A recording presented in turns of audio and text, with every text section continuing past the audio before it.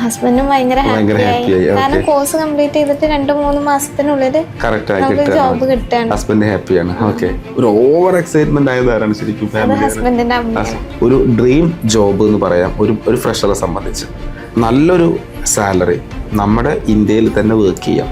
ഈ ഒരു ന്യൂസ് കേട്ടു, മെഡിക്കൽ കോഡിങ്ങിൽ ഉണ്ണിമായ ഒപ്റ്റത്തിൽ സെലക്ട് ആയി.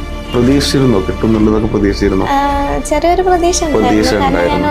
ക്വസ്റ്റ്യൻസ് ഒന്നും സ്കിപ്പ് ചെയ്തിട്ടില്ല, ഫുൾ ആൻസർ ചെയ്ത്. ഓക്കെ. അപ്പോ ആ സമയത്ത് എന്താ ഫീലിങ്സ് എന്താ ഉണ്ടായത്? ആ സമയത്ത് ഭയങ്കര എക്സൈറ്റഡ് ആയിരുന്നു. ആരോടാ പറയണ്ട്? ഫസ്റ്റ് ഹസ്ബൻഡിനോട് പറയണം. ഹസ്ബൻഡ് ഡ്യൂട്ടിയിലാവും. അപ്പൊ ഹസ്ബൻഡ് വിളിക്കണ വരെ വെയിറ്റ് ചെയ്തു. ഫസ്റ്റ് ഹസ്ബൻഡിനോട് പറഞ്ഞു. ഹസ്ബൻഡ് എന്താണ് ഫോണിലൂടെ പറഞ്ഞപ്പോ എന്താ പറഞ്ഞേ? ഹസ്ബൻഡും ഭയങ്കര ഹാപ്പിയായി. കാരണം കോഴ്സ് കംപ്ലീറ്റ് ചെയ്തിട്ട് 2-3 മാസത്തിനുള്ളിൽ നമുക്ക് ജോബ് കിട്ടുകയാണ്. ഹസ്ബൻഡ് ഹാപ്പിയാണ്. ഒരുപാട് ഹാപ്പിയാണ്. പിന്നെ ഫാമിലിയോട് പറഞ്ഞു.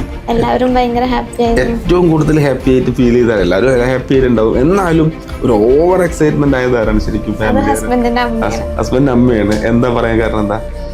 ഹസ്ബൻഡിന്റെ അമ്മ അവർക്ക് ഇങ്ങനത്തെ ജോലി കിട്ടുക അതൊക്കെ ഭയങ്കര താല്പര്യമുള്ള കാര്യം.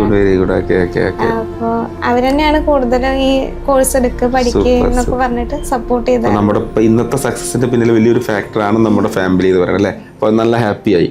ഓക്കെ.